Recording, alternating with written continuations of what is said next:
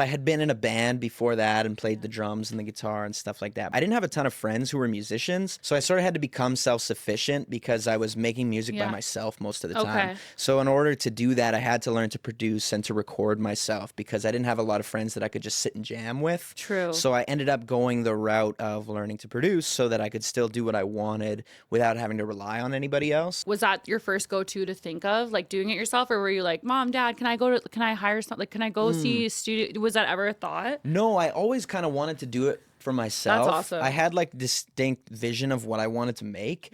And so I never really considered going to a recording studio. There's a friend of mine, Mitchell Lawler, who brought me to a recording studio for the first time. And that was actually the studio that I run now, which That's is Resonate. so crazy. Yeah. So the very first studio I went to is called Resonate, and I met one of the owners there, Donna, and he kind of took me under his wing and mentored me over years. This was after I had been doing it for myself for a while. Yeah. And then I learned a ton from him, and eventually after years of going there, he offered me a job, and then after a couple of years of working together, he moved away, and so he left the studio in my hands. Wow. And I've been running it ever since. Hell yeah.